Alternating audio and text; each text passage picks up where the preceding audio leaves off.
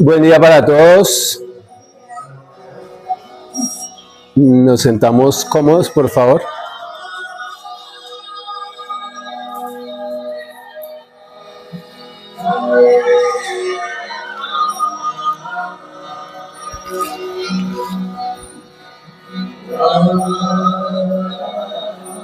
Bien, vamos a cerrar los ojos y vamos a respirar.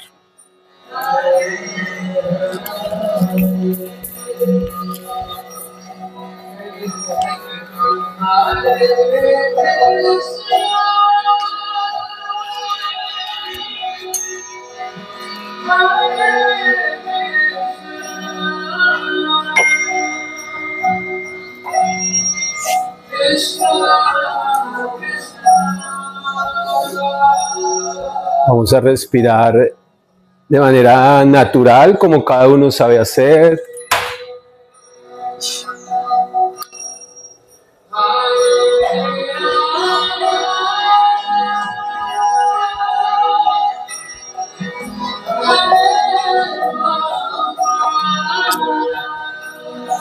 Vamos a ser conscientes de este momento, de este espacio, de estas personas, de la música.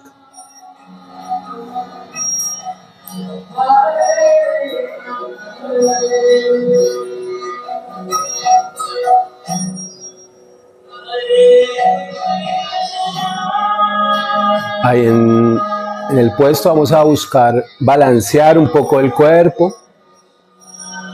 buscando llevar el ritmo de la música.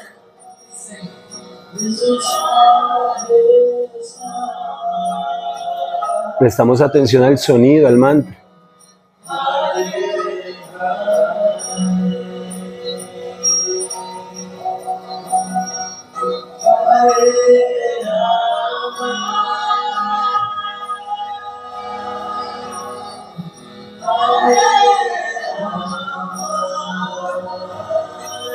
Siendo conscientes de la respiración.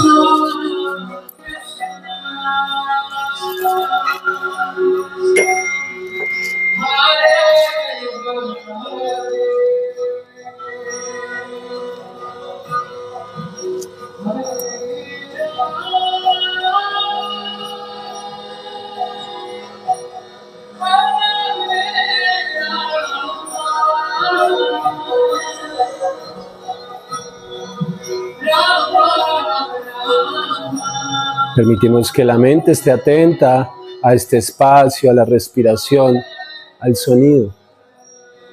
Si llega cualquier otro pensamiento, lo vamos a dejar pasar.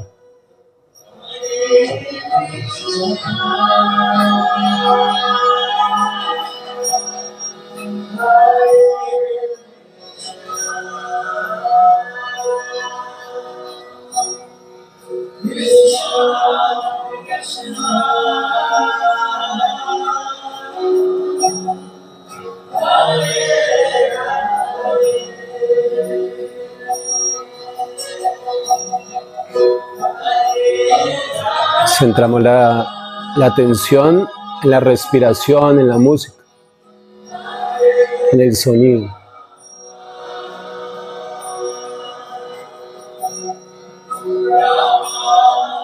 En balancear nuestro cuerpo.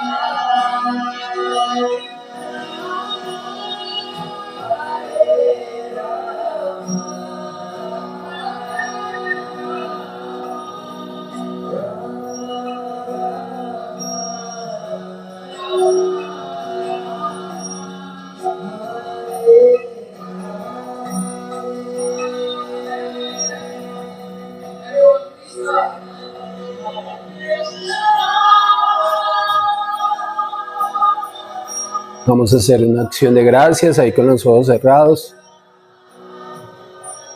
Agradecemos por este momento, por este espacio, por este encuentro con personas maravillosas. Agradecemos por el día, por nuestro cuerpo.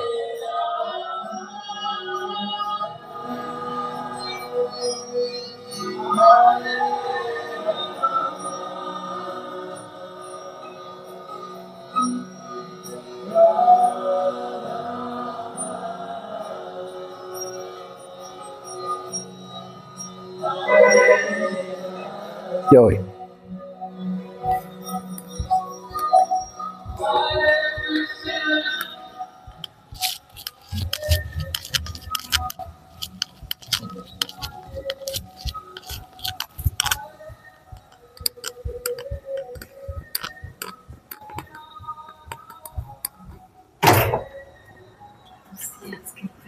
Buen día, ¿cómo estás? ¿Bien?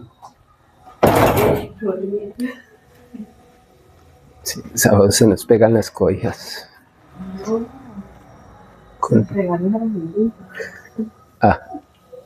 No la puedes llevar a la universidad con créditos, pues para que lo vean, y es muy feo.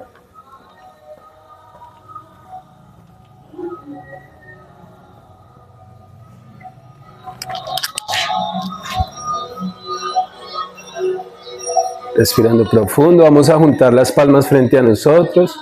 Continuamos con los ojos cerrados, vamos a flotar fuerte. Generamos calorcito.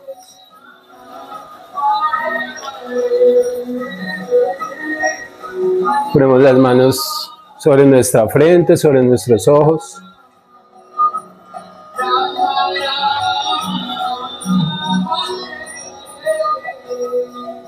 Vamos permitiendo abrir lentamente los ojos, permitir que la luz vaya entrando. Separamos las manos lentamente. Buenos días. Nuevamente buenos días. O por tercera vez buenos días. Más saludable que un Alka-Seltzer. Vamos a ver.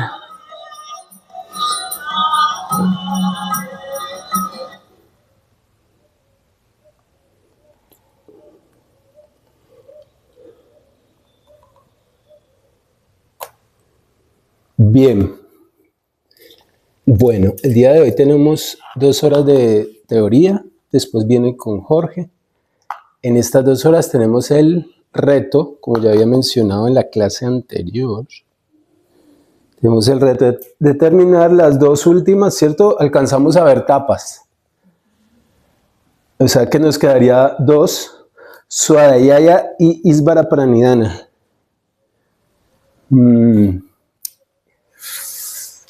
Y hacemos la socialización de la tarea, que veo que la mitad de los alumnos la presentaron. O sea que falta la otra mitad.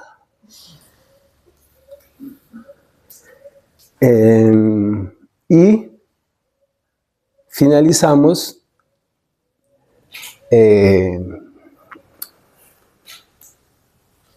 aclarando la tarea de la rutina, que esa es una tarea básicamente, o más que una tarea, es un ejercicio para desarrollar durante este mes de mayo, ¿cierto? Que me imagino que ya algunos habrán visto. Bien, entonces,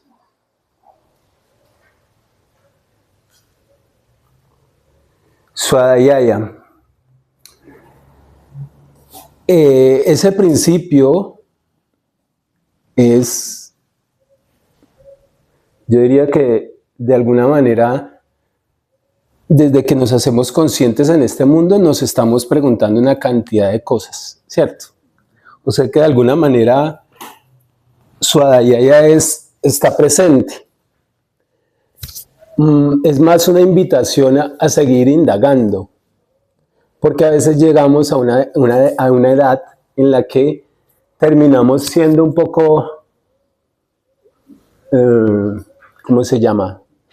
Concluyentes, veámoslo así.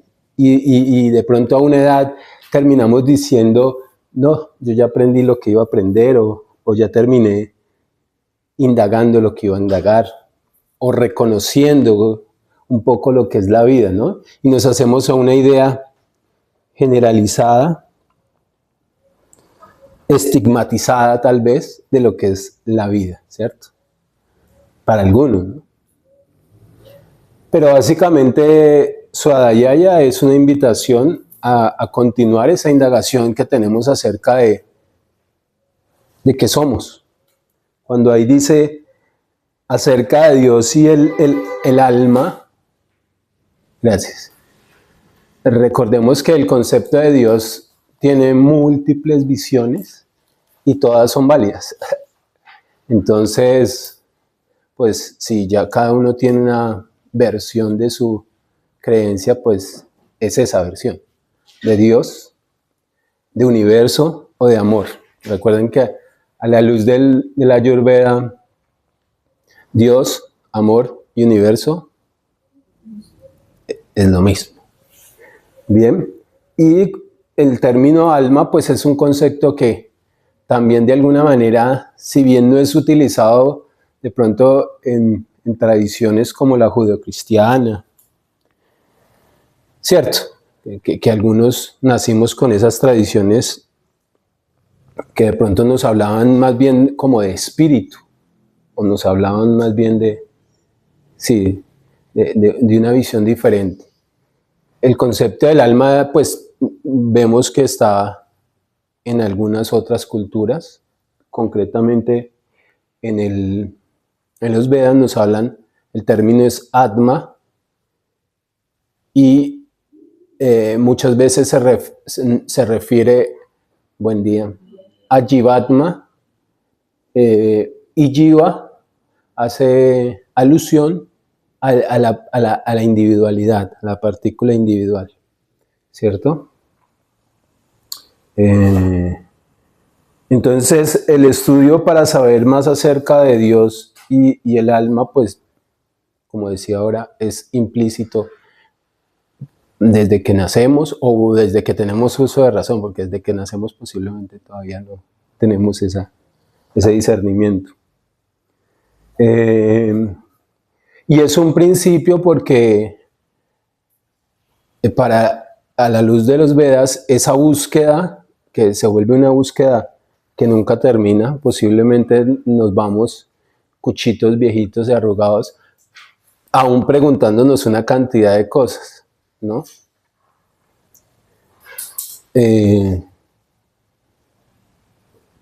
De allí parte un poco la idea de que como almas de alguna manera venimos y encarnamos en estos cuerpos, si bien somos parte de esa, como vimos, las cualidades Satchit Ananda, eternidad, bienaventuranza, conocimiento, si bien eso está implícito, y más concretamente el conocimiento de la sabiduría, nuevamente, en la visión humana tenemos limitantes de alguna manera, y el limitante es nuestra visión con la cual vamos desarrollando a través de la vida, que es una visión también, digamos, dada o heredada también de lo que es el mundo. De allí hablamos un poco del concepto de lo que son las creencias que heredamos del sistema. Y de ahí la importancia también desde la psicología, como vimos en el aporte de Jung, al inconsciente colectivo.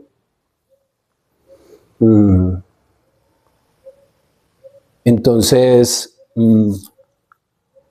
quedamos todavía cortos un poco por, de alguna manera, tener limitantes en cuanto a nuestra visión.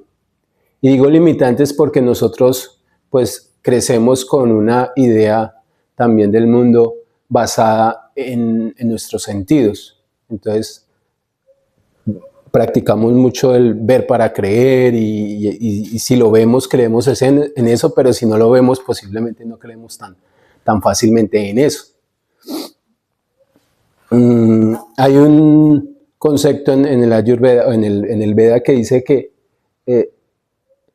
el finito tiene el limitante de no poder ver lo infinito, porque precisamente si es finito, pues no alcanza. Entonces, de alguna manera, nuestras mentes, nuestro cuerpo, tiene ciertos limitantes.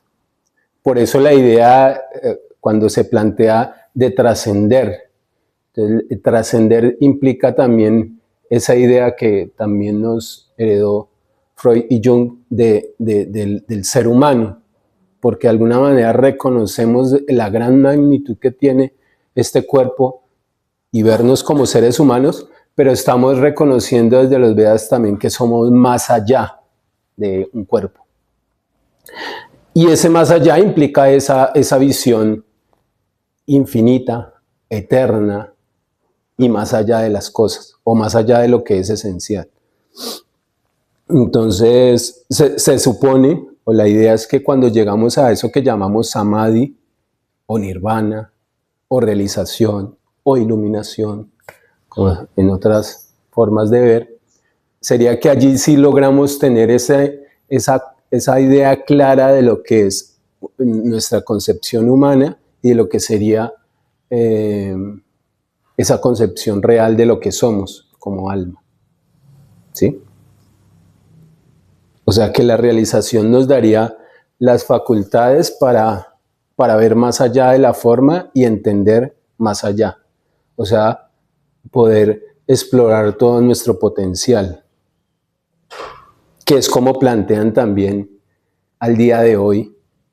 Si ustedes se vieron la película de Lucy, hablaba del manejo del 100% del cerebro. La idea del cerebro, que tiene una íntima relación con el concepto de la mente, se supone que ese 100% implicaría eso que llamamos también realización, ¿no? O nirvana, o iluminación.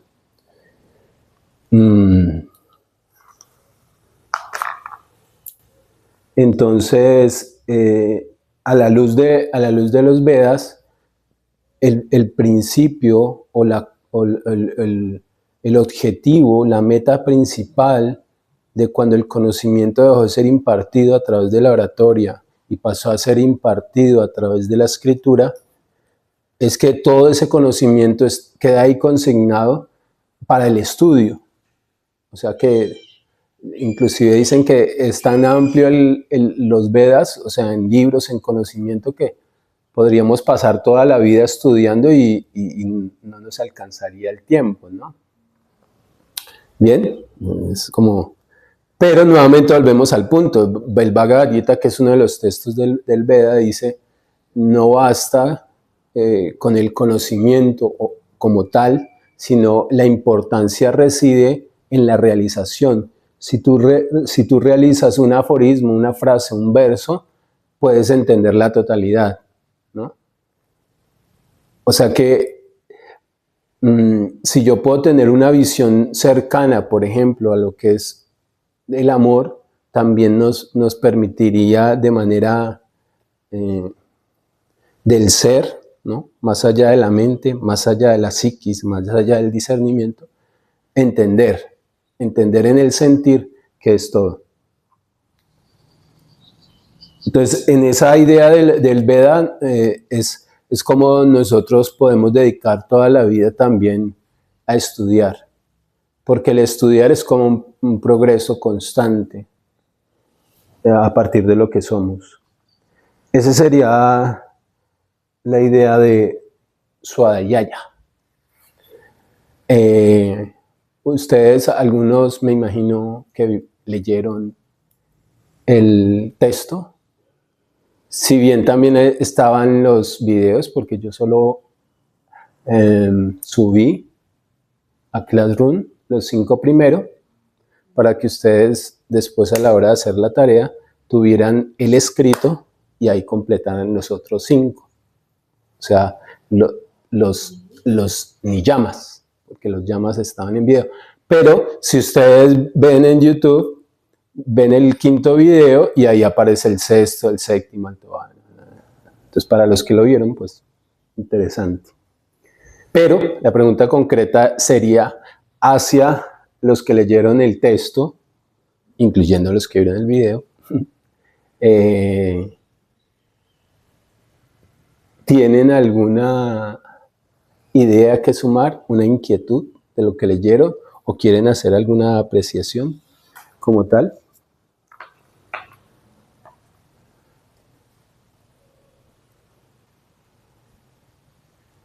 Para no preguntar quiénes lo leyeron, ¿no? ¿Alguien lo leyó? Ah, bueno. ¿Se entiende esta idea, este principio? ¿Sí? ¿El texto de niños? Sí, sí, el texto. Correcto.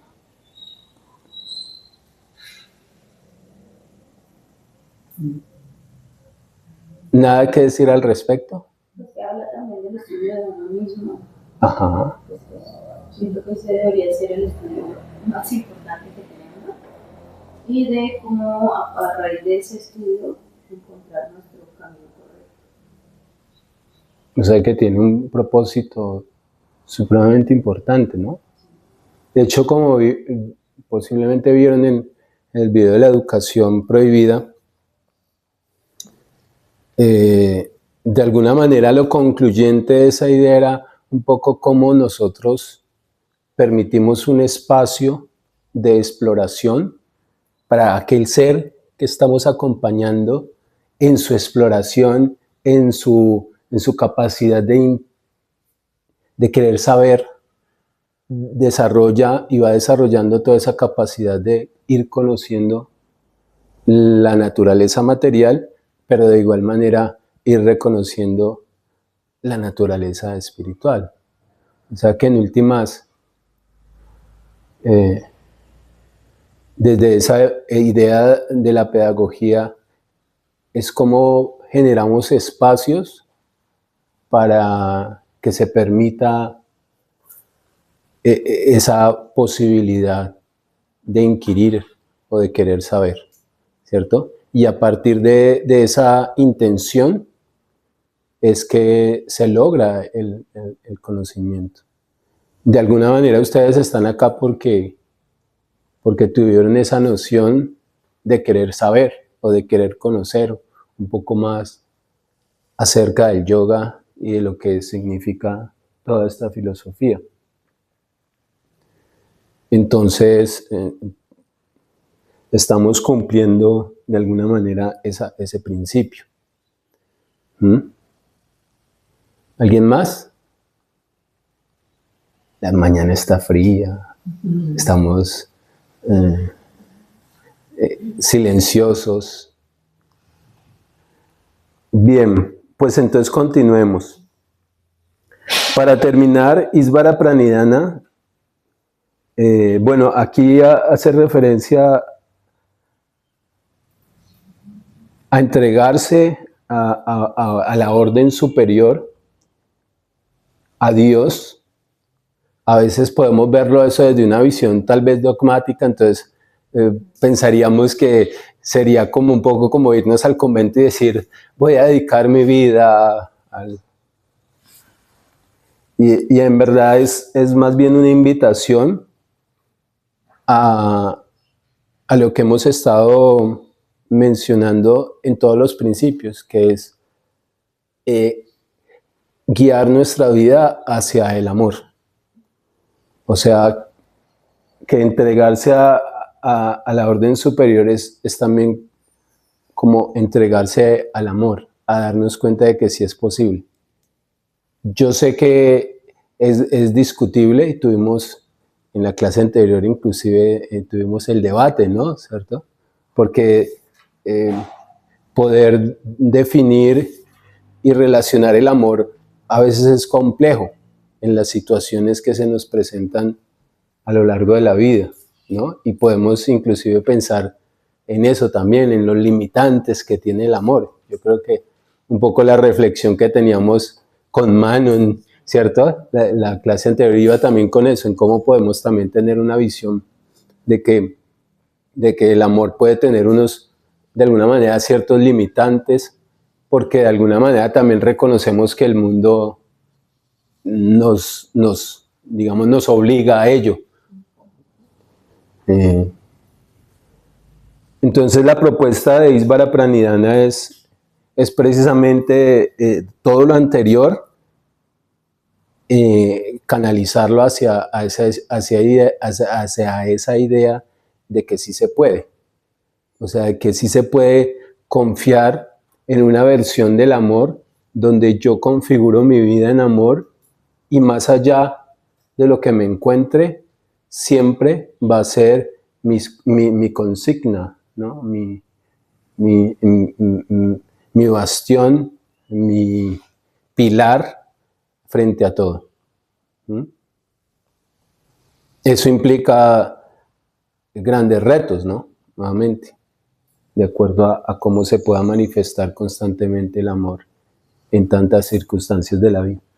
Pero precisamente nos están dando también la claridad de lo que es cómo podemos gestionarlo a través de una visión, a través de una forma de discernir y de razonar en cada momento.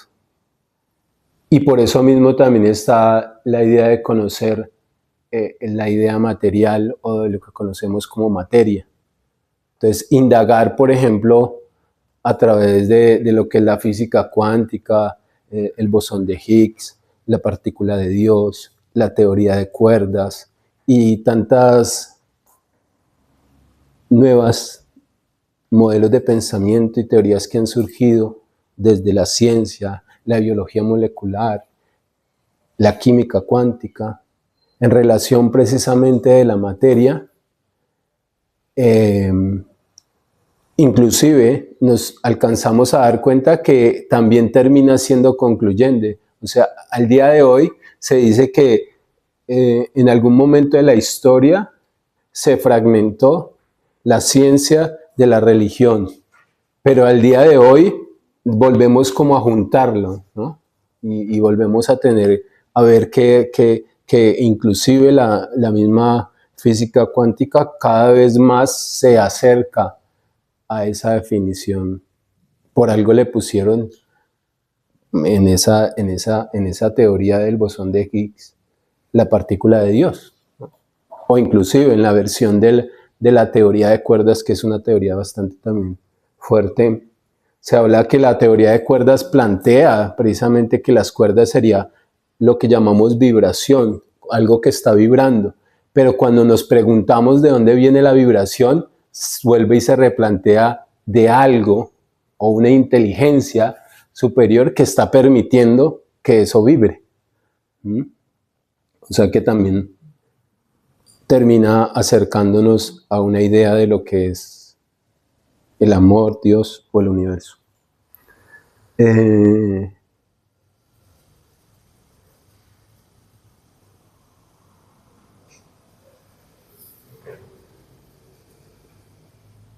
¿Alguien tiene alguna ambientación más sobre lo que hayan leído o visto sobre este punto?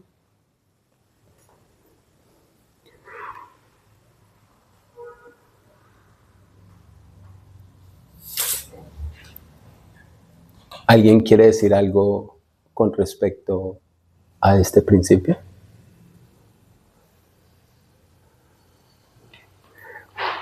Bueno, ahora en la socialización me imagino que van a atreverse a manifestar su sentir desde lo más profundo de su corazón. Como ven, esos son los 10 principios que plantea el Veda. Yo muchas veces lo he relacionado en números, por ejemplo, con los 10 mandamientos, en la tradición que de hecho lo mencionamos en algún momento.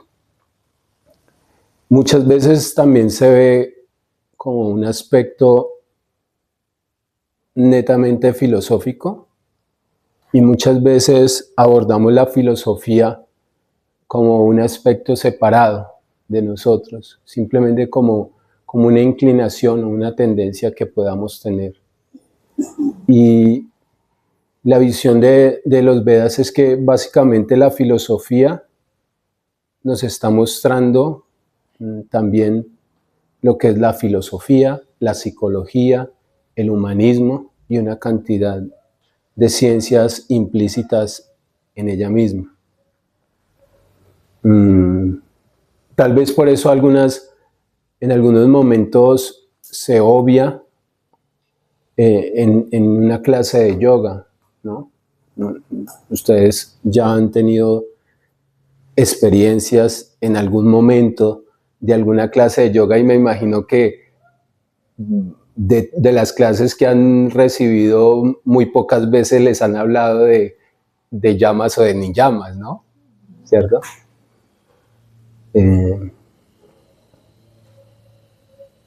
A veces está centrado un poco más en la parte física, en la parte de respiración, que es totalmente válido y es el inicio de el abrebocas de todo esto, pero como dije al comienzo, los yamas y los niyamas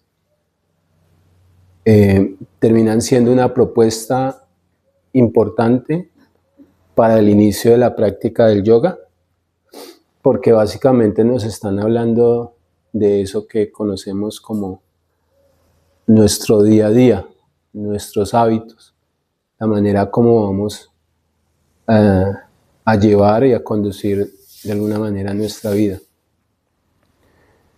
Saliéndonos un poco del mat, ¿no? Porque a veces pensamos que el yoga solo se realiza cuando nos sentamos 1 hora o 2 horas en el mat a meditar y a respirar bien y a hacer posturas.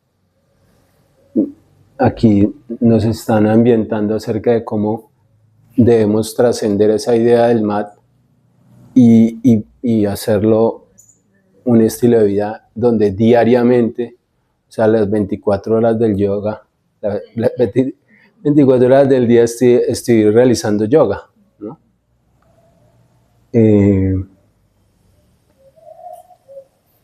También mencionaba que de alguna manera en los siguientes módulos vamos a ampliar estos principios, porque van a estar íntimamente relacionados, por ejemplo, con el módulo siguiente, que es anatomía energética, concretamente los chakras, por ejemplo, y el siguiente módulo, que es Ayurveda, donde vemos y estudiamos el complejo mental. Entonces, ya tendremos tiempo un poco de ambientarnos un poco y encontrarle el sentido a estos principios que nos plantea el yoga. Yo tengo una pregunta. Pues no sé si recuerdo muy bien y si lo que voy a decir está correcto, pero recuerdo que alguna vez en una clase de yoga estábamos haciendo la postura del niño y el profe nos decía que la postura del niño era como una manera de rendirnos ante la vida. Y entonces, pues como que eso choqueó a mucha gente porque la palabra rendirse suele ser algo que uno asocia con algo negativo, como renunciar. Entonces, lo que él nos dijo en ese momento era que esa renuncia significaba como una aceptación un poco como radical de lo que soy en este momento y de lo que es la vida en este momento. Eso se podría también asociar con el último niyama que vimos, como entregarse a la orden superior, como, no sé, como un yo me rindo frente al universo y acepto totalmente lo que soy y lo que es en este momento. Tal cual como lo expresaste, sería la expresión. Entregarnos al universo. Entonces, entregarnos al universo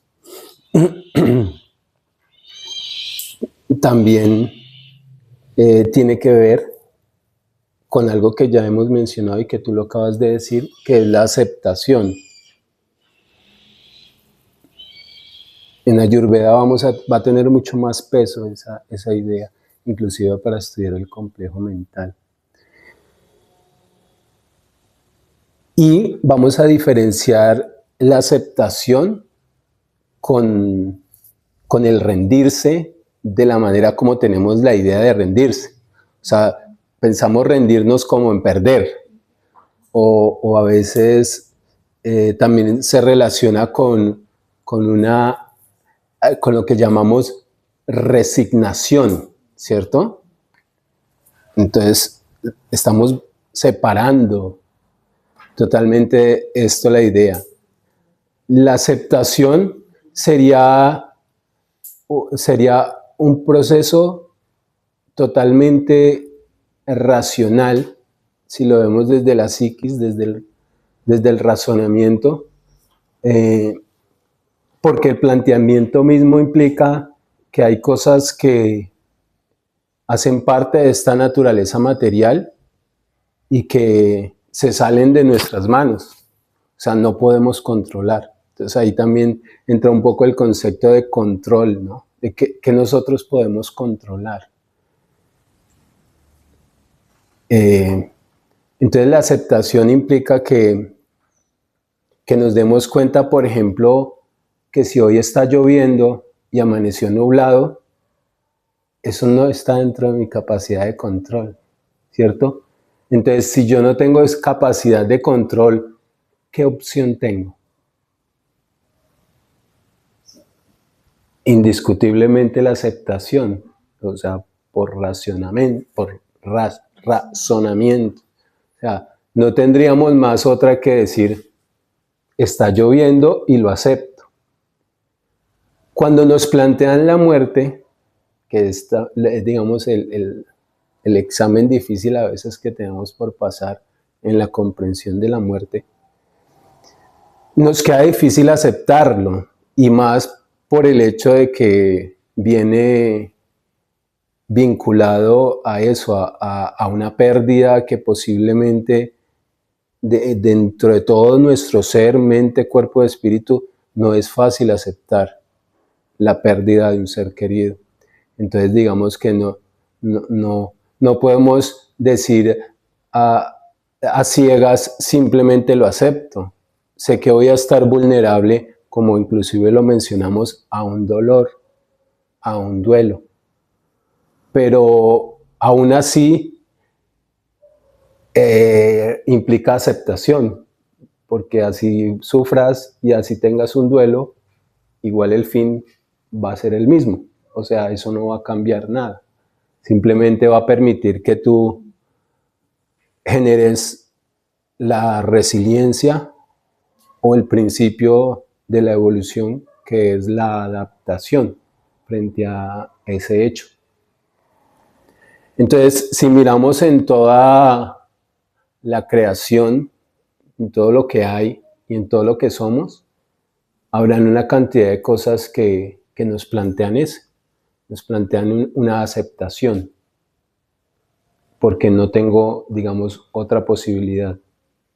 Entonces, la aceptación, por eso es importante el conocimiento, porque ¿qué estoy aceptando? Aquello de lo cual no tengo control. Entonces, de alguna manera también me hago consciente de que no soy el centro del universo, ni tampoco tengo control del universo mismo. O sea, estoy un poco subordinado a una experiencia superior. Y eso marca nuestro paso por la forma de vida, distinguiéndonos de una naturaleza del alma, donde si miramos desde el alma, pues la aceptación no afecta nuestra naturaleza del alma, porque estamos reconociendo a su vez que todo lo que existe es material y que de alguna manera nuestra naturaleza hace parte de otra energía superior.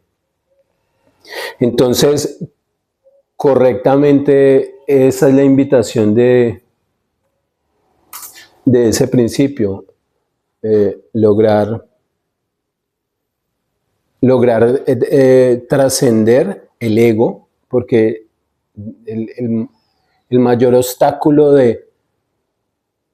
a veces de la comprensión desde la aceptación es nuestra estructura que llamamos personalidad o que llamamos ego. Y entonces el limitante a veces se presenta allí, porque no queremos aceptar, porque queremos controlar o porque no queremos simplemente integrar esa parte que estamos reconociendo ante la vida. Entonces sí, aceptación o rendición al universo, donde implica que yo voy a aceptar que soy... Hay un concepto que incorporó el señor Chaitanya Mahaprabhu hace como 500 años.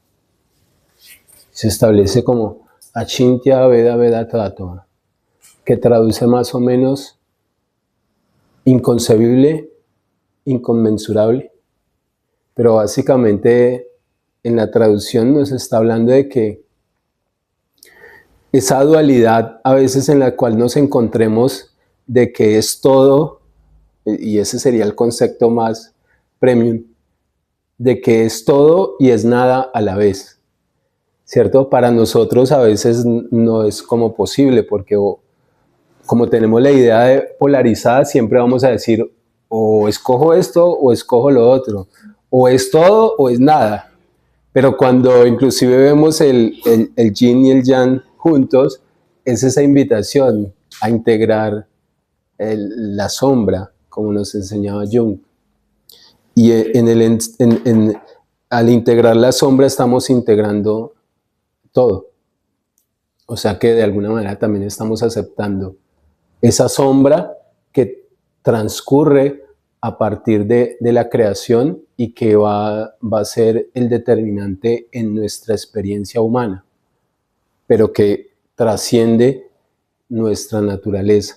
Entonces, la pregunta el discernimiento de ser o no ser, o de es todo y nada a la vez, nos crea como un sinsentido, ¿no?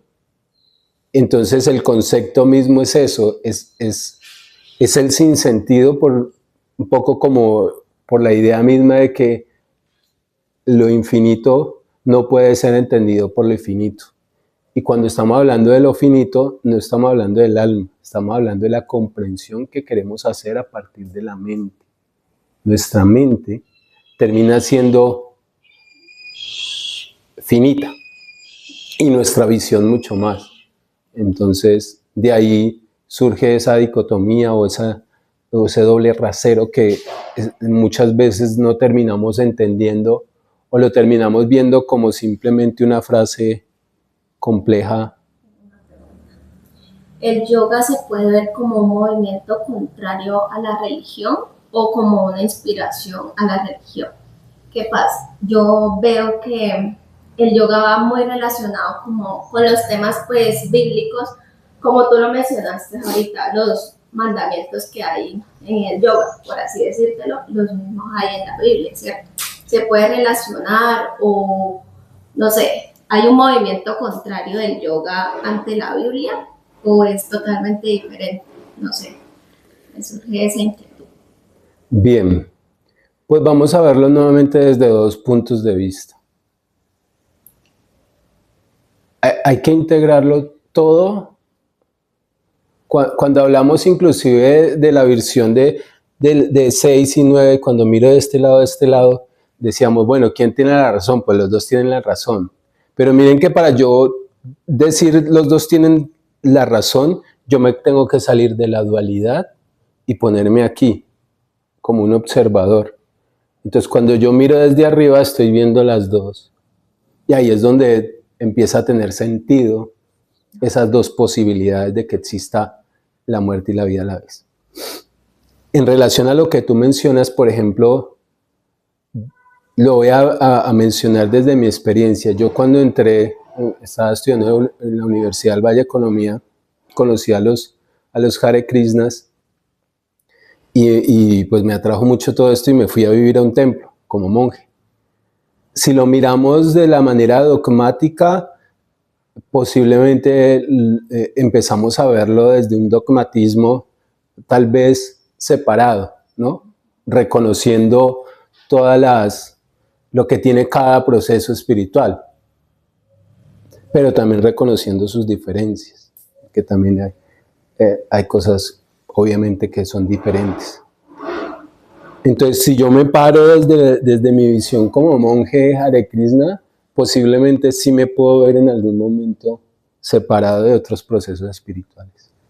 Pero cuando yo permito ampliar, y digamos que ese fue también un poco mi camino, porque a la hora de nosotros, cuando nos dieron el reto de empezar a hacer academias, implicaba que dejáramos un formato tradicional de hace muchos años, donde uno se sentaba como una especie de Biblia, y entonces yo acá el conocedor de la Biblia, ¿cierto? Y allá todo el resto de mortales que quieren saber un poco. Entonces el reto era pasar de eso a volverlo a un formato más amplio, más incluyente. Yo creo que la Biblia te pone como esa doctrina y todo lo que debes seguir. Y el yoga te hace la invitación de indagar, de explorar el mundo, explorarte a ti mismo. Mientras que la Biblia, pues, o la religión te va sometiendo a vivir como ellos digan, a hacer lo que ellos digan. Lo miro desde ese punto de vista. En cambio, el yoga da como esa invitación a buscar, a leer, a indagar, a tener tu propio criterio. O sea, pienso yo que hay como esas dos diferencias. Creo que la diferencia está más que todo en lo que mencionaba ahora, en la parte del fanatismo y del dogmatismo.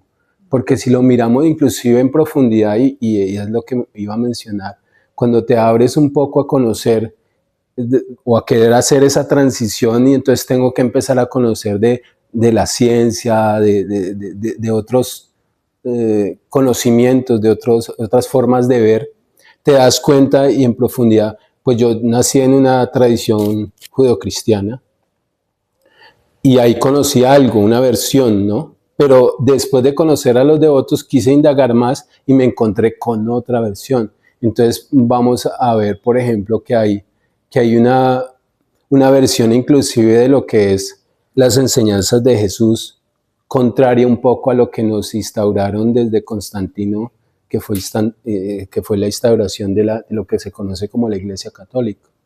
Entonces, si miramos la historia también, en la historia vamos a darnos cuenta que esas enseñanzas iniciales, inclusive de los 12 apóstoles, de Jesús, posiblemente las vamos a encontrar totalmente diferente a lo que encontramos al día de hoy. Y ahí, cuando indagamos en esa versión, vamos a encontrar una similitud, como tú decías, totalmente equiparable a lo que es una tradición de los Vedas o de los egipcios o de los chamanes. Entonces creo que el punto ahí que marca la diferencia está en cómo yo me tomo el conocimiento y cómo yo permito que eso sea simplemente, o establecernos en simplemente yo decir, ¿es 6 o es 9? Entonces, si yo me paro desde acá arriba y contemplo las dos o estudio las dos formas, voy a integrarlas. Y al integrarlas, pues cada vez vamos logrando eso que llamamos sabiduría. Inclusive yo mencioné el concepto, cuando lo escuché me parecía sencillo pero totalmente completo. La sabiduría es la capacidad de relacionar todo con todo. Es interesante, ¿cierto? Entonces, sí, la invitación, si lo miramos desde los Vedas, sí podría ser un poco más amplia, pero nuevamente, a partir de qué elementos yo tomo. Si yo estoy en el dogmatismo de una práctica, de la práctica como tal, sí puedo crear o me agarro de aquello que marca diferencias. Pero si yo amplío o dejo ver o dejo entrar o dejo ingresar más, voy a encontrarme con que todo es válido. Entonces la verdad se hace eso, una posibilidad en todas las posibilidades. Entonces por eso se habla de que todos tenemos la verdad, aún en la equivocación que pueda haber uno frente al otro, sigue siendo también una verdad, ¿no? Inclusive desde al día de hoy que hemos incorporado conceptos como el multiuniverso, que hoy eso fue interesante que en las películas al día de hoy, por ejemplo con el Doctor Strange, logremos integrar esos conceptos que empiezan a ampliar también nuestra visión, ¿no? Un poco lo que fue cuando empezamos a ver la película de Terminator y nos empezaron a hablar de la IA, al día de hoy no es muy lejano a esa idea de que nos presentaron en esa película. Entonces, la idea de los multiuniversos también nos plantea una idea que se nos sale. No sé si se vieron una película que es bastante interesante, yo me la he visto como 7 veces porque cada vez que la veo encuentro algo para entender, y se titula, creo que es Todo el tiempo en todas partes, que plantea también la idea de múltiples, inclusive cuando estudias un poco más sobre esto te das cuenta que toma mucho más peso la fuerza, el principio de Einstein acerca de la relatividad y acerca de la noción del tiempo. Entonces la idea del tiempo como nosotros la conocemos lineal frente a un multiuniverso también se sale de ese concepto y plantea otras cosas que para nosotros posiblemente son difíciles de comprender, pero hacen parte de una realidad. Y posiblemente vamos a tener la posibilidad en algún momento de nuestras vidas de realizar un poco eso, ¿no? Tal vez no en estos cuerpos, sino en otra forma de vida, o en otro mundo, o en otra dimensión. ¿Sí respondí tu pregunta? Sí. Sí respondí tu pregunta. Bien. Entonces, ¿tienen alguna otra pregunta, inquietud, amenaza, duda, comentario? Yo tengo un comentario. Sí, claro. Pues también como relacionando lo que dije anteriormente y lo que estabas diciendo tú, pues me queda un poco como la sensación de que únicamente cuando uno acepta como lo que es, puede actuar desde la conciencia y desde el amor. Entonces, pues como que también es una parte importante esa entrega o esa rendición para poder como seguir los otros llamas, como el actuar desde el amor, el hablar desde el amor. Sí, va a ser muy interesante abordar ese tema de la aceptación, porque indiscutiblemente eso nos lleva a dimensiones que se salen de nuestro esquema de entendimiento, porque la aceptación nuevamente implica vulnerar nuestro ego. Entonces, si nosotros nos afianzamos o tenemos la idea clara de lo que soy, ¿no? Yo, por ejemplo, digo, yo soy Alexander, entonces Alexander implica una forma de ver, una forma de pensar, que yo siento que es la que es, ¿no? Entonces a eso le llamamos también criterio o personalidad. Y cuando llega algo como esto de la aceptación, va a vulnerar todo eso porque me va a hacer replantear realmente esa capacidad que yo tengo tal vez de definirme como lo que soy. Entonces por eso he mencionado muchas veces a un personaje como Jodorowsky, que todo el tiempo nos está invitando a morir. La muerte como la posibilidad de romper esa idea que yo ya supuestamente tengo estructurada de lo que soy y darme cuenta que soy y voy a ser mucho más, porque la misma evolución nos plantea eso, un constante cambio y un constante modulación de la energía y de la materia, así como nuestra inteligencia. ¿Sí? La pregunta que hacía Sara, mira, yo también a mí me surgió como interrogantes desde hace último tiempo, pero yo lo veía desde mucha manera, pues escuchándolos, porque es como aceptar todo, ¿no? Abandonar, pero en esa aceptación también tengo que, o sea, en el abandono, en ese renunciar, también tengo que renunciar a todo lo que soy. Entonces, como que se me viene, no sé cuando lo nombraste Jodorowsky, otro autor se llama Hermann Hesse, que en Demian es un libro muy lindo. En Demian él plantea una metáfora muy bonita, y es el huevo, ¿no? La fuerza del huevo, la semilla o la fuerza también de la semilla es semilla y podría ser semilla siempre, y sin embargo necesita en algún momento dejar de ser semilla, Romperse y... entonces necesita dejar de ser. Ajá. Entonces se rinde ante la vida para poder ser flor o árbol, lo que esté destinado a ser.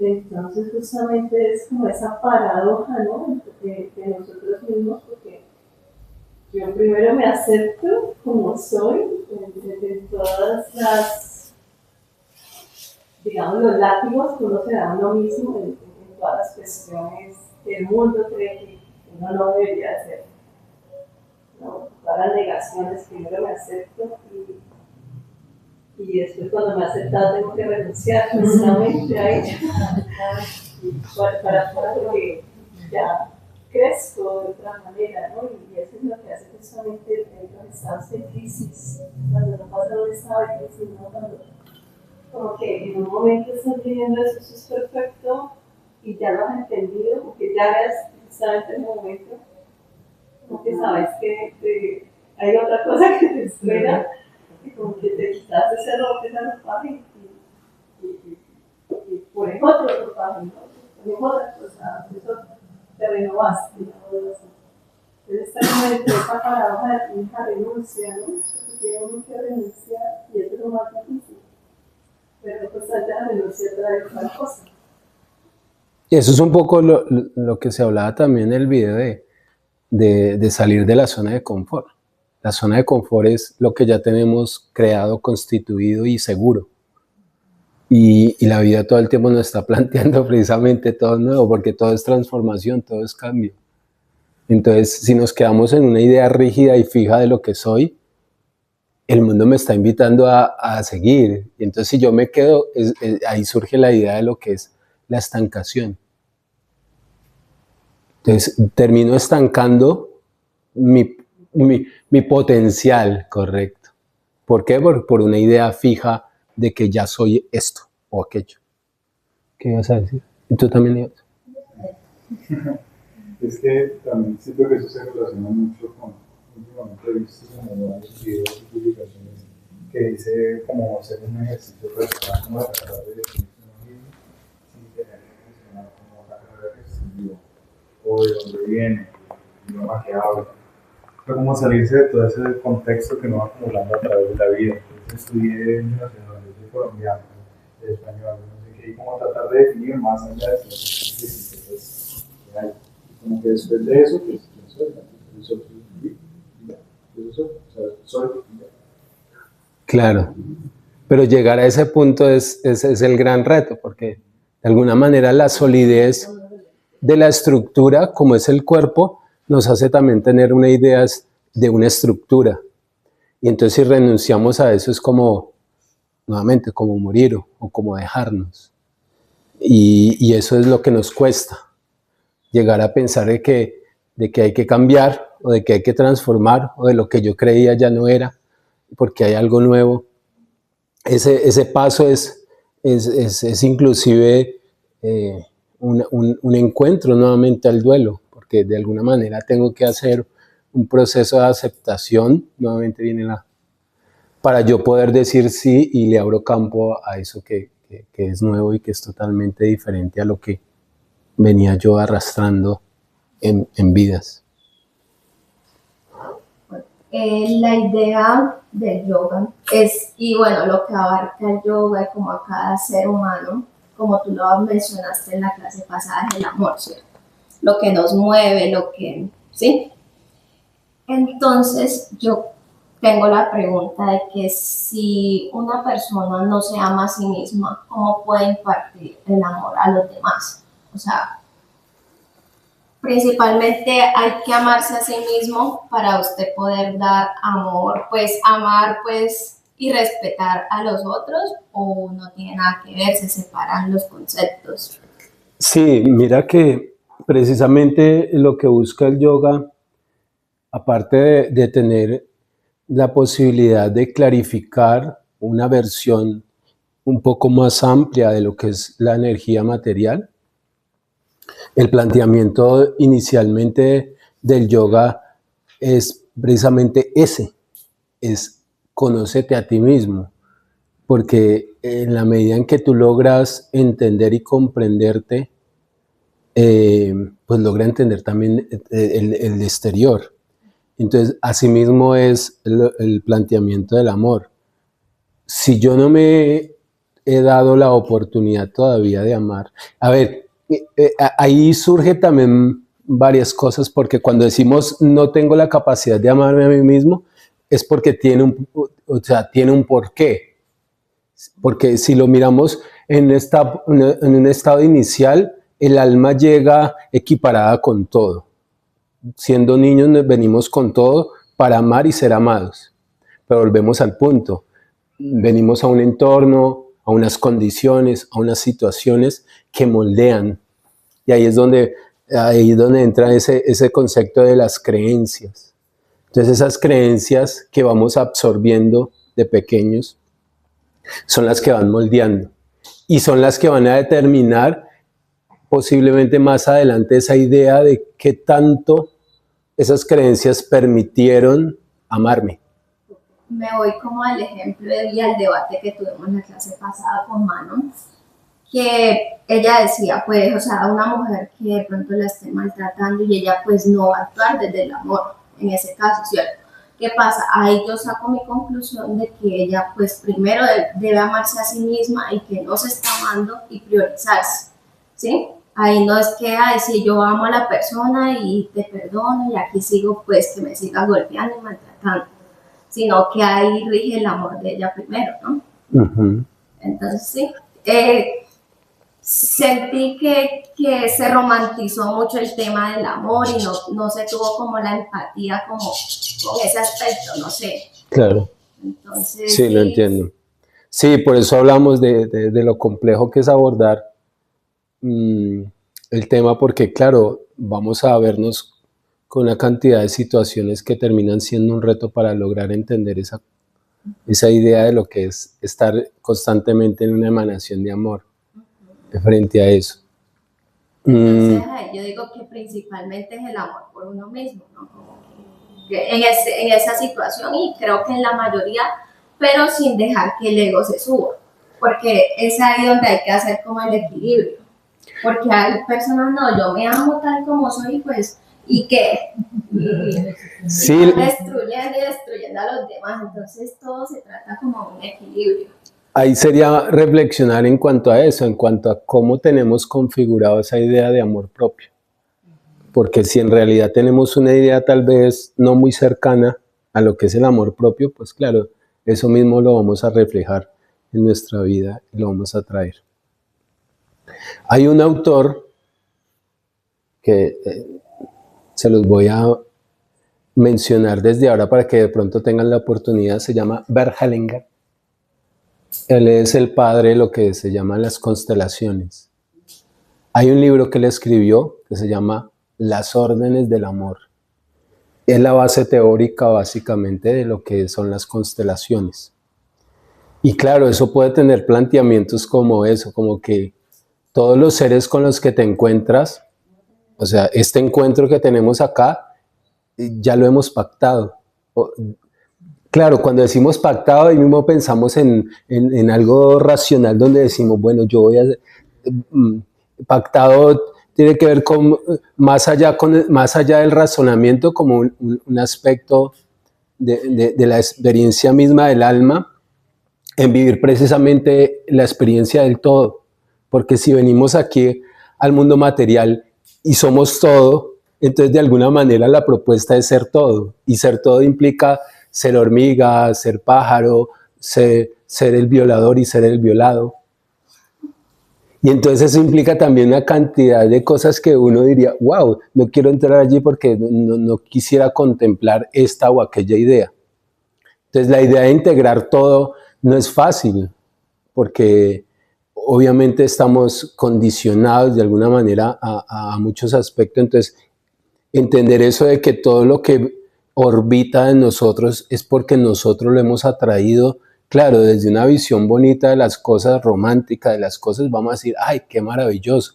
Pero claro, si miramos una situación, por ejemplo, de lo que ocurre en este momento al otro lado del mundo, en Palestina, o en una violación, uno va a decir, ¡ay Dios, cómo así! Yo traje esto, ¿cierto? Entonces plantea algo que es supremamente complejo,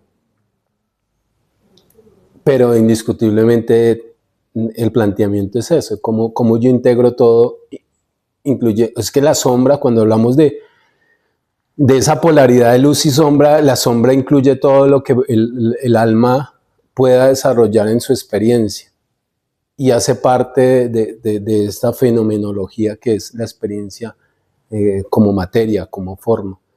Entonces, al integrarlo nos plantea retos que posiblemente nosotros fácilmente no lo podemos digerir porque también estamos identificados. Y nuevamente, la identificación es la que hace que el sufrimiento tenga mayor peso. Cuando nos identificamos con algo en particular y a ese algo se ve afectado, pues ahí es donde yo no voy a sentirme totalmente de acuerdo con esa visión de todo, o de lo absoluto, o del equilibrio, ¿no? Yo voy a plantearme, no, o sea, aquí no existe Dios en este trato donde me están matando o están matando a mi familia. Por eso les hablaba del libro de Viktor Frankl, del hombre en busca de sentido, porque eso es una experiencia bastante interesante para observar, para leer, pues es un libro bastante interesante. Y es un planteamiento chévere. Es la base inclusive de lo que conocemos al día de hoy como logoterapia, donde su base principal es la resiliencia. Y la resiliencia tiene que ver precisamente con eso, con la adaptación. Y la adaptación, como regla general, tiene número 1, aceptación. Yo no me adapto si yo no acepto las condiciones en las cuales me encuentro. Para yo adaptarme, primero tengo que aceptar, ¿cierto? Y ya después busco adaptarme a lo que está ocurriendo. Y en la adaptación no hay resignación, no hay simplemente esa rendición donde yo estoy perdiendo, no, es más bien donde yo estoy aceptando que en esta experiencia, esa experiencia tiene esos altos y esos bajos, pero que simplemente los estoy viviendo como experiencia y que también trae consigo un aporte, ¿no? Nuevamente, porque hablábamos de que cada momento de dificultad, de la oscuridad, nos trae luz, ¿no? O sea, que después de cada momento difícil, sea el que sea, siempre va a haber luz, siempre va a haber iluminación, siempre va a haber algo valioso que sacar. Al final de todo, cuando trasciende todo.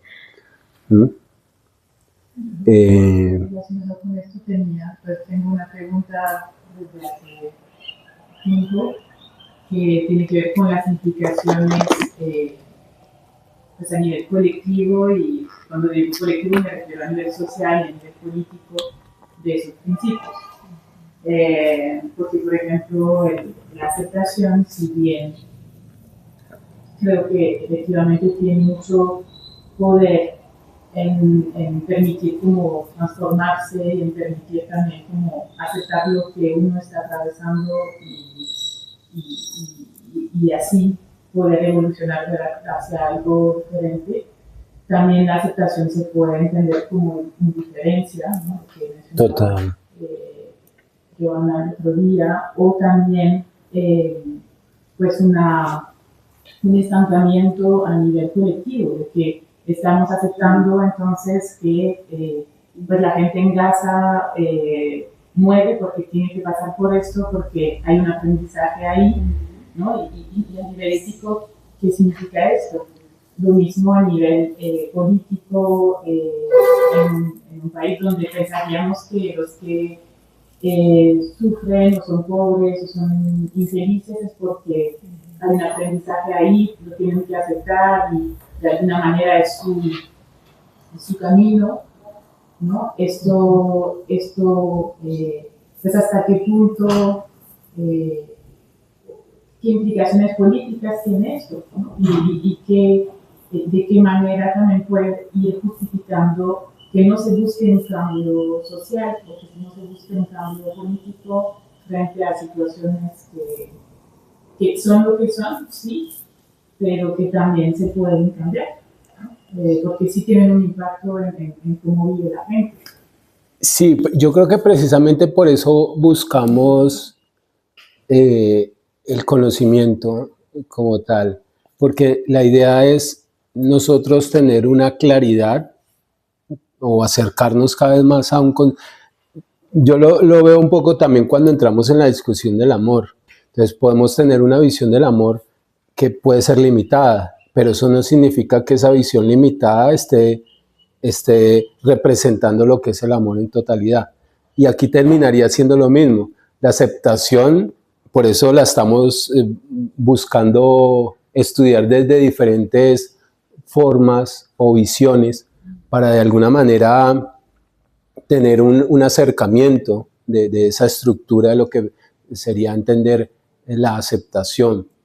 Pero siempre vamos a tener esa posibilidad de verlo todo en dualidad, y entonces en dualidad yo puedo ver eso, que el amor puede ser malo o que puede ser bueno, o la aceptación puede ser mala o puede ser buena. O sea, en el sentido de cómo el mismo entendimiento de eso puede estar limitado. De allí, el Veda nos da digamos, una directriz, y es precisamente el énfasis que no sé si me han escuchado siempre hablar acerca del guía interno.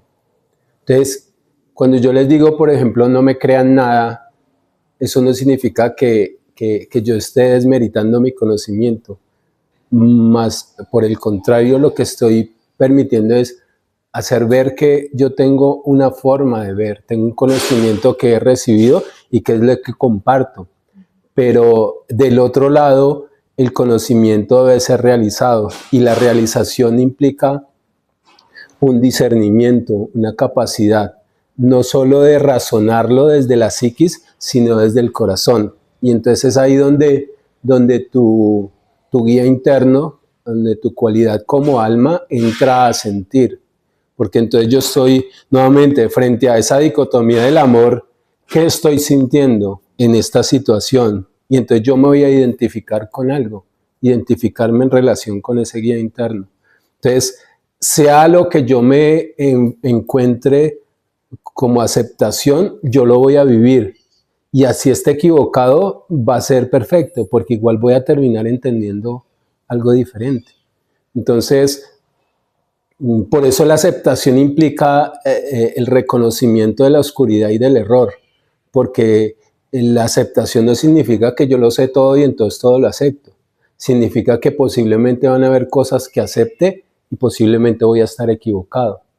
Pero eso me va a dar una experiencia, ¿vale? Entonces, el determinante allí que quiero mencionar es el consejo que nos da el Veda, es actuar desde eso, desde más allá de lo que puede ser el conocimiento impartido, es cómo yo lo estoy realizando, cómo lo estoy sintiendo en mi corazón.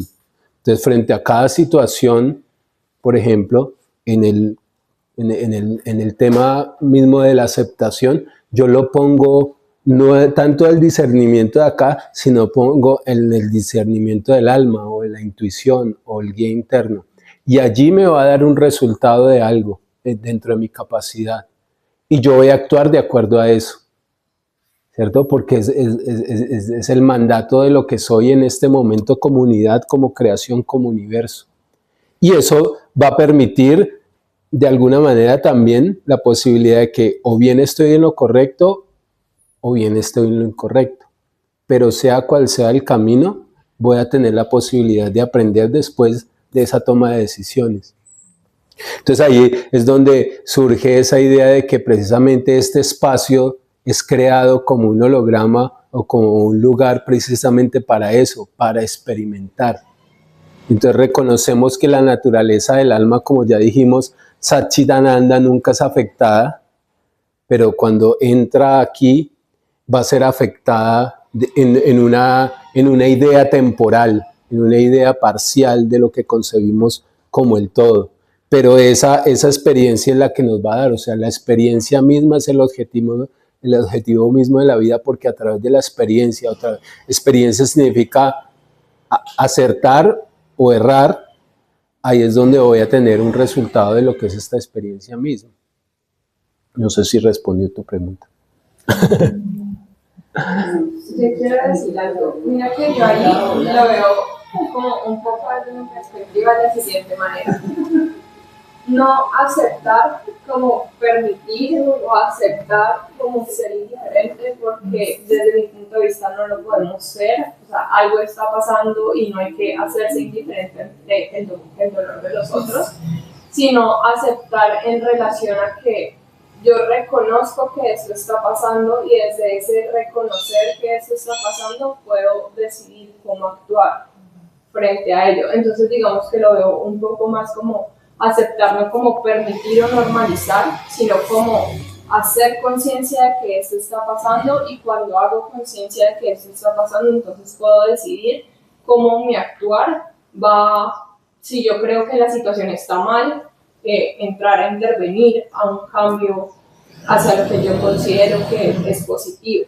Entonces no como un aceptar como, listo, eso está pasando, no veo, no oigo, no sé, sino yo reconozco que esto está pasando, y como lo reconozco y acepto que es la realidad que estamos viviendo en este momento, entonces ya yo desde lo que yo considero para mí amor o conciencia o respeto o desde mis valores fundamentales decido actuar frente a la situación. Eso para mí vendría siendo como aceptación en estos contextos. Correcto. Sí, es importante como ponerlo en práctica, porque yo lo digo porque hay toda una crítica, ¿no? del yoga, que es como, bueno, yo alcancé mi paz interior y el mundo puede estar ardiendo a mi alrededor, yo estoy en paz, todo bien. Y esto a nivel colectivo tiene un impacto. Sí, total. Porque no va en ese sentido, ¿no? Totalmente. No. De hecho, cuando estamos hablando de la individualidad, claro, el primer referente soy yo, si hay que corregir soy yo, si tengo que amar soy yo, pero indiscutiblemente yo lo que estoy permitiendo es iniciar desde el centro, pero buscar integrarme hacia la periferia, o sea, hacia el resto. O sea, que yo debo ser un reflejo de lo que estoy siendo hacia el mundo. Y el cambio del mundo, de hecho el mismo planteamiento del Veda es que tú quieres cambiar el mundo, de la única manera que vas a cambiar el mundo es cambiando tú mismo. Entonces, si yo quiero ver una transformación, yo soy el que debe iniciar una cruzada de amor o una cruzada de paz o una cruzada de justicia, donde yo implemento en mi vida aquello que estoy buscando, lo voy a irradiar y voy a invitar al otro a esa búsqueda. Yo creo que con que no se quede como a nivel individual. Total. Y que vaya a ser colectivo, pues ya ahí como que supera ese límite, porque si se queda como en lo propio, pues, no, precisamente por eso no, la idea de la Z es ese, la idea que se tenía un poco de el yogi que se va al Himalaya, a la montaña, se mete en una cueva a liberarse él solo y se acabó.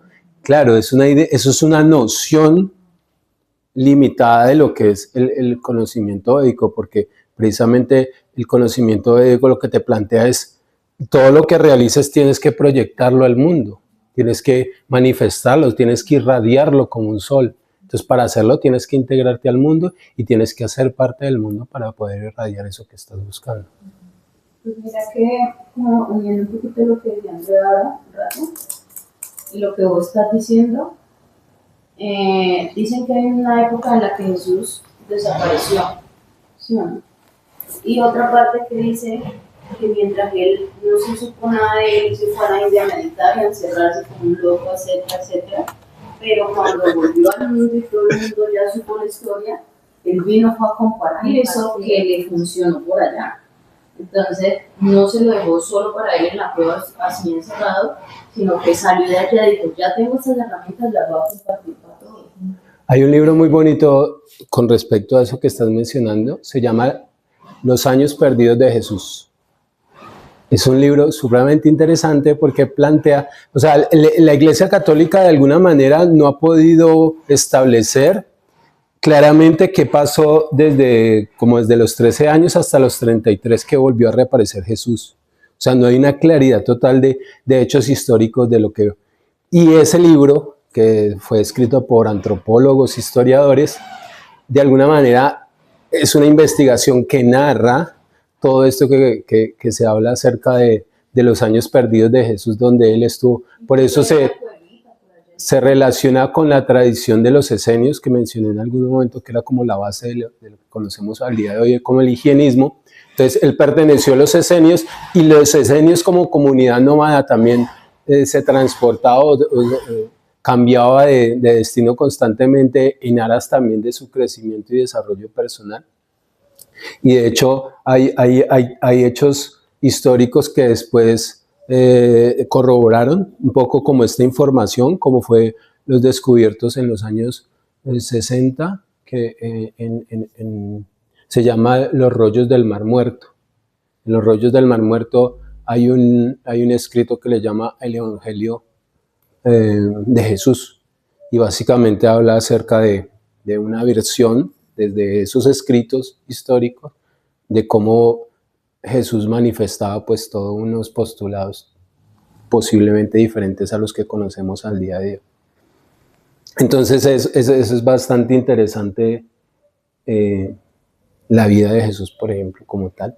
Y como tú lo dices, como Él es un ejemplo, y yo diría, si miramos muchos de los, en el conocimiento médico, muchos de estos maestros tuvieron esa posibilidad también de realizarse ellos simplemente en India, y tuvieron su misión en esa Guru Sampradaya, que es la sucesión discipular, donde el maestro le dice, ve y magnifica este conocimiento, porque ese es el objetivo final de todo, compartir y expresar un conocimiento vivido y realizado.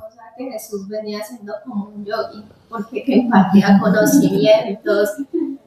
Sí, pero eso no lo puedes decir a un cristiano. Porque, claro, no, Jesús era un yogi. Pero, o sea, se puede ver así por lo que él impartía la verdad. Él siempre decía, soy el camino, la verdad y la vida, ¿no? Ajá. Entonces, y ahí él simplemente compartía un conocimiento sin esperar nada a cambio, simplemente que cada quien, desde su punto de vista, hiciera las cosas, tomara conciencia ya. Y él seguía andando y andando y conquistando el mundo, y que por eso fue que murió, ¿no? ¿Y adivina desde dónde lo hizo? Sí, es que murió. Sí, ajá. Porque hay versiones de que en realidad el hecho histórico de la muerte de Jesús también está en duda, porque muchos plantean inclusive de que él no murió, sino que vivió otros años más en el transcurso de supuestamente pues de su crucifixión. Hay muchas versiones, hay muchas historias, ese libro como tal es bastante interesante, y hay otros libros más. De hecho, si uno indaga en literatura védica, También se menciona a Jesús en ciertos textos, porque se supone que él estuvo por allá también indagando la cosa en los Himalayas y todo ese cuento. Entonces, bastante interesante. Bien, chicos, miren, estamos básicamente ya en la siguiente parte, porque esto que estamos haciendo es precisamente eso, socializando la tarea de los llamas y ni llamas. Como vieron, la tarea estaba orientada hacia esa reflexión que cada uno podría hacer acerca de cómo estos principios puedan ser implementados en nuestra vida, ¿cierto? Y de alguna manera este debate que estamos teniendo es parte de esa tarea. Bien. Entonces, me gustaría que, por favor, nos cuenten ya concretamente en relación a la idea de la tarea, o sea, de lo que acabo de explicar, qué fue lo que, o qué es más bien lo que cada uno puede aportar desde esa reflexión. ¿Mm? ¿Qué dice Andrea? No sé, pues me cuestionaba así escuchando, pues hablando aquí y hablando sobre ella y todo ese principio, que obviamente como, no sé, por nuestra cultura, nuestra forma como nos enseñaron, y es de casa, ¿no? De la religión, por lo general, yo nací, o sea, católica, en una familia católica, siempre como, lo que lo manda a uno es como el bien y el mal, qué es lo que usted hace, que está bien, que está mal, que esto no, y muchas veces ahora como que se me desvive más. Entonces como que en eso tenemos que aprender a llevarnos y no estar juzgando qué es bien y qué es mal. Porque siempre acá como que ese temor, y eso no nos deja ser felices. Siempre tenemos la culpa, creemos que hacemos algo y está mal, pero resulta que no, ya no está mal. Pero siempre como todo eso tan marcado, no sé si es porque, por la forma como lo crianza. Entonces acá miro que dentro de nosotros está el poder ser más que felices como, no sé, como un estado de gratitud, de tiempo, tenemos como todas las herramientas, pero que hay que trabajar mucho. Todavía tenemos que trabajar en el concepto del amor propio, de quitarnos todas esas emociones de culpa, de sentimientos, de ser más, trabajar más en el amor. Tú has mencionado algo sumamente importante, que es algo a lo que tendemos constantemente también por sociedad, por herencia, y es la tendencia a etiquetar y la tendencia a juzgar. Casi que a veces necesitamos todo etiquetarlo para poder estar tranquilo. A veces ni siquiera queremos inclusive saber un poco más allá qué es, sino solamente necesitamos clasificarlo como algo. Entonces, después de que tenga una etiqueta, como que de alguna manera ya tenemos la idea clara. La invitación del yoga inclusive va en razón de eso, de cómo debemos romper ese esquema de querer todo el tiempo etiquetar, porque las etiquetas son simplemente eso, ¿no? Yo en algún momento mencionaba, yo me llamo Alexander y esa es mi etiqueta, y frente a ese Alexander está una cantidad de cosas, por ejemplo, de lo que ustedes ya han conocido, pero eso no es todo, ¿cierto? Yo no soy esa etiqueta. Entonces la idea de romper la etiqueta es romper con la idea de poder definir todo en una palabra, porque si vemos en realidad todo tiene explicación desde muchas otras palabras, ¿no? O sea que no podemos abarcar el todo en una sola definición como tal. Entonces la invitación es precisamente a eso, a romper ese esquema de etiqueta, y más aún cuando pasamos no solo de la etiqueta, sino al juicio. Porque volvemos al punto, la dualidad nos está constantemente llevando a eso, a tomar partido. Entonces tomar partido significa me pongo de este lado donde el otro es el malo y yo estoy en el par de bueno. El juicio le daba un toque más de, digamos, de personalidad y de fuerza a eso, que va a implicar posiblemente que tengamos limitantes. O sea, juzgar nos lleva simplemente a encasillar o a limitar eso que estamos viviendo, observando, ¿cierto? Y no nos permite ver más allá. Entonces, etiquetar y juzgar sería el dejar de hacerlo, el dejar de hacerlo para yo poder comprender, para yo poder entender, para yo poder, por eso hablaba de que yo frente a una situación aparente, yo no puedo entrar en juicios de valor, porque yo no entiendo en realidad qué está pasando, de dónde viene eso, de dónde viene la reacción de este ser y de este otro ser, ¿cierto? Entonces, si yo simplemente por lo que estoy viendo juzgo, pues voy a estar limitando toda esa situación a una visión muy propia de lo que estoy percibiendo y le estoy quitando la oportunidad de ser lo que es a partir de lo que. Entonces, claramente cuando hablamos de desestructurar el ego o la estructura de la personalidad, implica romper con la barrera del juicio y de la etiqueta. ¿Qué dice nuestra amiga Gloria? ¿Cómo así que pasa? Me he sentado a analizar el tema del llame. Vale. Sí, vale, pero no importa que no hayas hecho la tarea. Aquí lo importante es tu sentir. Entonces, tu sentir, la tarea es algo que tú vas a razonar para escribir, pero tú ya tienes una idea clara de lo que hemos hablado, ¿cierto? De los principios. Entonces, la pregunta de la tarea es ¿qué tanto nosotros sentimos que puede esto ser permeable en nuestra vida? Como principios, como postulados que nos están presentando como propuesta a integrar en nuestra vida, en nuestro constante vivir, en los hábitos como tal. Entonces, ¿qué piensas tú al respecto? Bueno, está bien. Dale. Vale, Andrés, ¿qué nos cuenta Andrés? Bueno, yo creo que de alguna manera todos estamos buscando como siempre ese crecimiento personal, ¿no? Como ser mejores personas, no solo para el beneficio nuestro, sino como, pues como para hacer ese aportecito, ese grano de arena ante la sociedad. Personalmente, digamos, yo,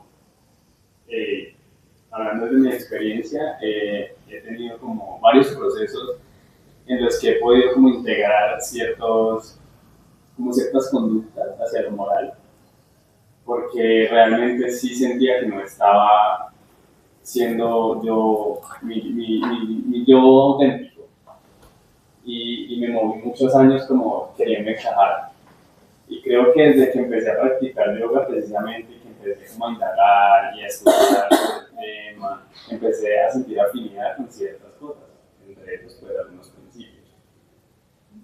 Creo que cuando uno integra todas estas herramientas o estos principios como tal, puede uno irse acercando a eso, a encontrar su autenticidad, pues plenamente uno, aunque cuesta un montón porque precisamente estamos construidos a base de unas creencias heredadas, conductas impuestas, no sé, expectativas también impuestas como por la sociedad y por nuestra cultura.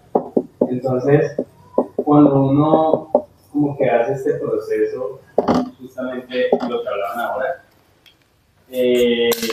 pasa por este tema de como renunciar y morir. Yo lo llamo así porque he sentido eso, he sentido que he dejado de ser yo para ser yo realmente. O sea, he dejado sí, que justamente en algún momento pensé que nunca iba a dejar de ser de alguna manera y me encasillé que eso era yo, Y justamente cuando luego empecé a integrar todas estas cosas, empecé a descubrir que no era yo, que sí estaba yo acercándome con estas cosas que estaba integrando a sentirme mejor, a sentirme más, pues como más genuino conmigo mismo y con la sociedad. Incluso lo que hablaban ahorita de uno poder también inspirar a los demás, es algo que también hago mucho, por ejemplo, en mis redes sociales. Creo que yo tengo un contexto social bastante amplio en el que me conocieron siendo una persona totalmente distinta a la que soy hoy. Pero ¿qué pasa? Que yo, digamos, nunca me he guardado nada porque he sido muy transparente con mis amigos, mi familia y el mundo en general. Y el ver como ese proceso que yo he mostrado ha logrado como impactar en otras personas y me escriben mucho, me escriben como qué lindo ver tal cosa, qué lindo ver cómo has crecido, qué lindo ver cómo has cambiado para bien. Y me gusta mucho eso, o sea, me gusta como poder transmitirle a la gente que uno debe buscar ser su yo más auténtico. Indiferentemente con qué se identifique, en que crea o que lo haga feliz, la importancia es como poder buscar las herramientas para llegar a acercarse a esa felicidad, a poder ser uno mismo. Genial. Bueno, interesante porque cuando hablamos o cuando yo mencionaba la idea del guía interno, el maestro espiritual, buenas tardes, doctor, se refería un poco también en actuar en lo que menciona Andrés como afinidad y que también tiene que ver mucho en el principio de la resonancia, lo que significa, de la vibración, significa resonar, con que yo estoy resonando frente a lo que estoy viviendo y frente a esa afinidad yo voy a actuar, ¿cierto? Frente a esa afinidad o esa resonancia que yo encuentro. Y lo otro es que en este concepto que cuando decía Andrés, ser yo, ¿cierto? También el planteamiento del Veda nos invita a reflexionar en aras de posiblemente dos caminos que en algún momento los mencioné como en la identidad del ego, cuando hablamos de un ego verdadero o un ego falso, planteándonos la idea de identidad como ego. Entonces, el yo es esa identidad que también se construye, ¿cierto? Desde las vivencias y los aprendizajes. Pero que precisamente al encontrarnos que no hay posiblemente un yo equilibrado, entonces para yo ser el yo realmente, entonces yo debo replantearme este yo, con todo lo que implica y todo el aprendizaje que he vivido.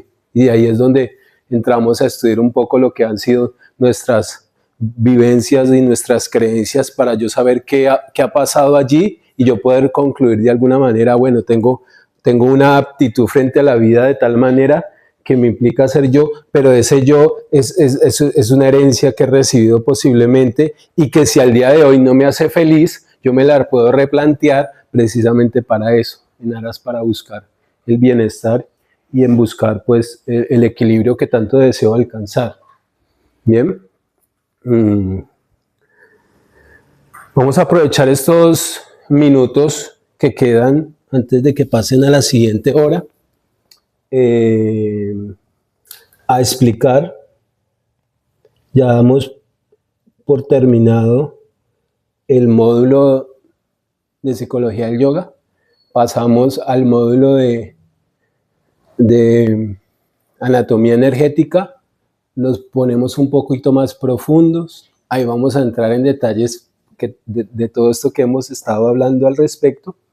Entonces, básicamente, quería explicarles, aunque ahí trate de ser lo más claro posible, en la redacción de lo que es la rutina yogi, y es una propuesta de ejercicio, como ya lo mencioné, de 21 días. Entonces, básicamente, si ustedes entran en mi rutina de hábitos, ¿cierto? Se van a encontrar con un formulario donde van a encontrar 21 días, donde ustedes van a registrar una propuesta inicial de 6 hábitos, Esos 6 hábitos son la propuesta también de lo que nos plantea este primer video de cómo crear buenos hábitos. Y estos 2 videos básicamente son la introducción, o bueno, más concretamente motivaciones para la mañana y afirmaciones de gratitud, son una propuesta para uno de los hábitos que están ahí presentados. Son 5 hábitos que yo les propongo y el 6º es para que ustedes lo pongan a su criterio. Por eso dice, el 6º hábito dice, el hábito que tú estableces, ¿no? Entonces el primero nos está hablando de la bitácora. Entonces la idea es que durante los 21 días ustedes se den la oportunidad de escribir los 21 días, o sea, a diario. No es necesario que escriban 50 hojas, con que escriban algo de lo que han vivido o experimentado, porque recuerden que la idea de la bitácora, más que una consignación de anotaciones o de cosas que quiero recordar, es más bien la manifestación de mi sentir frente a lo que estoy aprendiendo. Entonces la invitación de ese primer hábito es durante 21 días escribir todos los días, en un tiempito, un párrafo, lo que ustedes consideren. ¿Y escribir ahí en la bitácora que está online o puede ser en un cuaderno? Sí, en su bitácora que ustedes han establecido como cuaderno. La segunda tiene que ver con la práctica de yoga. Yo sé que ustedes están aquí viniendo tres veces por semana, de alguna manera practican, pero la propuesta es que tengamos 21 días seguidos de práctica. Por eso la invitación ahí dice 18 minutos, o sea, 18 minutos es digamos, el mínimo que les estoy poniendo como propuesta. Ya eso ustedes lo establecen en su criterio personal. Si dicen, bueno, yo voy a dedicar 1 horita diaria a la práctica. Entonces, cuando hablan de práctica de yoga, es un poco lo que ustedes están aprendiendo con el maestro, un poco con lo que están recogiendo de todo esto, y entonces decir, bueno, 18 minutos donde hago respiración, hago calentamiento y hago algunas posturas, y hago al final una relajación y una meditación. Y entonces ahí van marcando por días durante los 21 días que se proponen. Afirmaciones de gratitud para la mañana. Entonces, en ese punto en particular está precisamente lo que les acabo de mencionar de este video que dice afirmaciones de gratitud. Es una propuesta, duran unos minutos, básicamente creo que es como media hora. Entonces, para que ustedes la pongan y básicamente se inspiren en esa idea, bien sea porque la escuchen diariamente, esas frases que están allí, o porque cada uno establezca su mantra de gratitud a diario. La cuarta tiene que ver con la conexión con natura y planta. La planta todavía no lo tengan en cuenta, más adelante ya les voy a explicar. Pero la conexión con natura, pues tiene que ver con eso, ¿cierto? La idea como hábito durante 21 días es que yo sé que todos somos personas bastante ocupadas, pero podemos dedicar 5 o 10 minutos, no sé, cuando vamos de camino al trabajo, cuando salimos del trabajo, cuando pasamos por un parque, cuando estoy yendo por mi cena, y puedo tener la oportunidad de estar cerca a un parque, al lado de un árbol, donde yo pueda integrar un poco esta idea de conectarme con la naturaleza y hacerlo por unos minutos.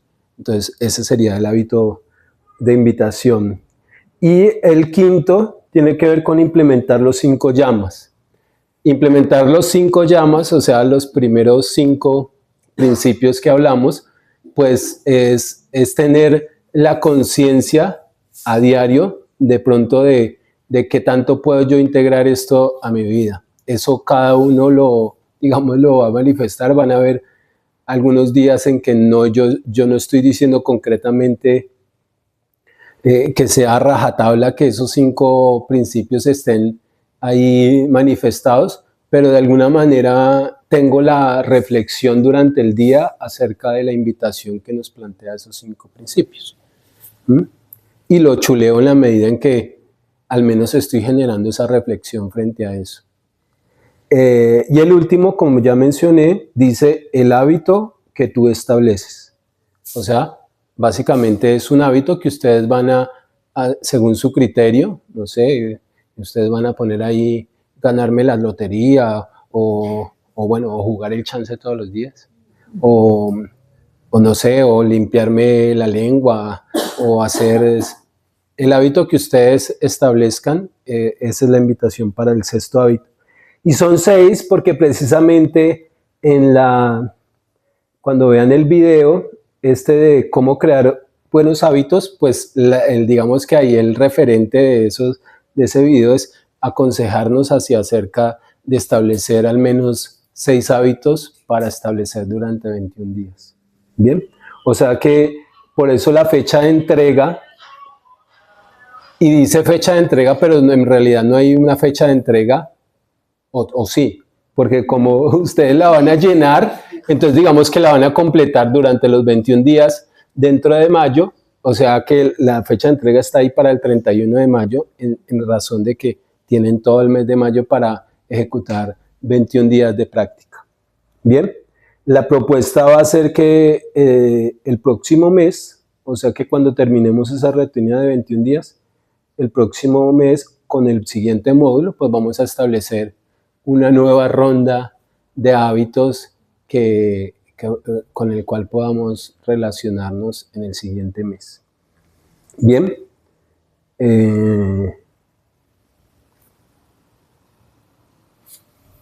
Gloria, ¿quieres hablar ahora sí? No. Bueno. ¿Alguien más tiene algo que mencionar del tema que hemos terminado? Recuerden que hemos terminado el tema como tal de psicología y entramos ya en la próxima clase al siguiente módulo que les va a llegar pues la invitación por Classroom como tal. ¿Preguntas? ¿Todo bien? ¿Acerca del ejercicio? ¿Todo claro? Vale. Entonces, hemos terminado aquí. Pueden descansar unos minutos, merendar, mientras inicia la clase con Jorge.